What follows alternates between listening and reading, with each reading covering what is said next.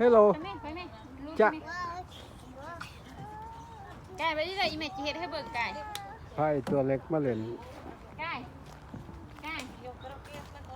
มาได้ไหมอีเฮ็ดให้เบิ่ง พ่อ ไก่ โอ้มื่อนี้ก็อากาศยังอบอ้าวอยู่ แต่ก็ยังดีมันมีโหมหลายต้นไม้ก็มีแต่ต้นไม้ใหญ่โอ้ย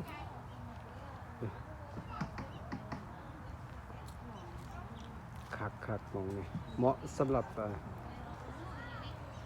เฮ็ดปิกนิกกินข้าวกันที่ได้เดินเลยมาปิกนิกก็โอเคหรือว่าอยากเปลี่ยนบรรยากาศเฮ็ดวันเกิดพากันนัดกันมานี่ก็คักอยู่เด้ยเปลี่ยนบรรยากาศใหม่โอ้ไปจนหอดเงาไปจนหอดคนเลย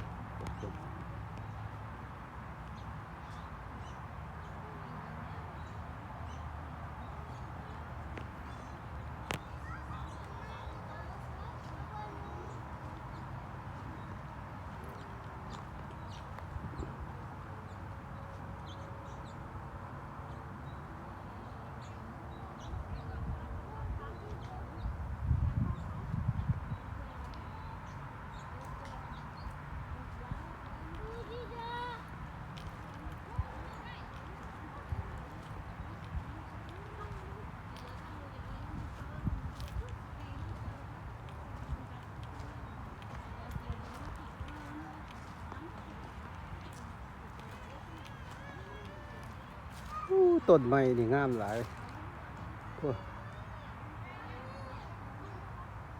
ห่มรู้สึกว่าห่มเย็นดีมาจุดนี้เพราะว่าต้นไม้มันใหญ่มีหลายต้น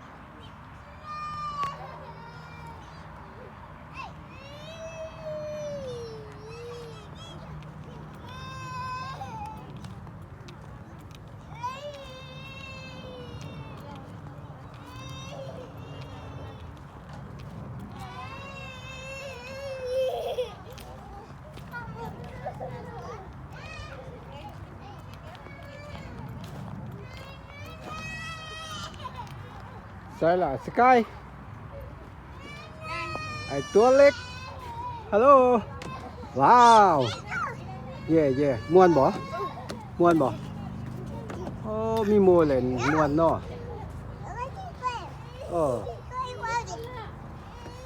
พูดเอาลงมาเนาะ ลงมาที่พูด บ่ได้ลิ้นเจ้านะ ม่วนแห้งบ่สนน้ำพ่อแม่เลยได้หมู่ล่ะ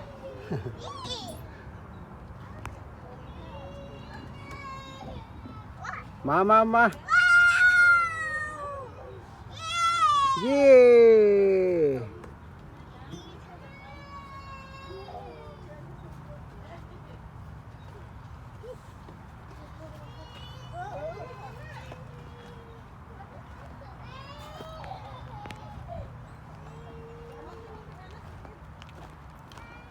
โอ้ใหญ่หลายผักนี่ใหญ่หลายพวก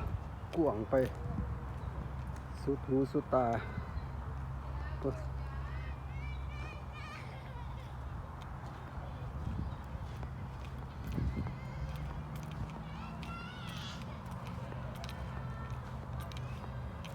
คนก็บ่ค่อยออกมาเที่ยวปานใดเพราะว่ามันร้อนเขาบ่ยอมออกจากบ้าน ก็เลยว่างถ้าอากาศมันเย็นกว่านี้แน่นี่คนอาจสิเต็มเดี๋ยวนี้จะออกมาเฮ็ดบาร์บีคิวบอทั้งนอกนี่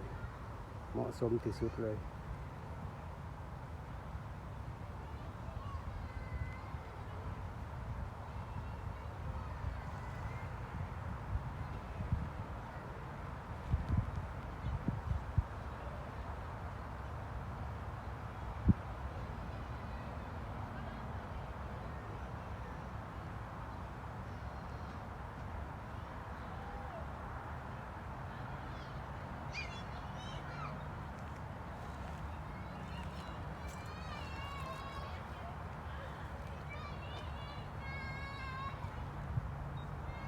อ้าวสิจบลงแค่นี้ก่อนเด้อถ้ามาชมธรรมศาสตร์ข้างนอกบ้านแล้วพบกันใหม่บ๊ายบาย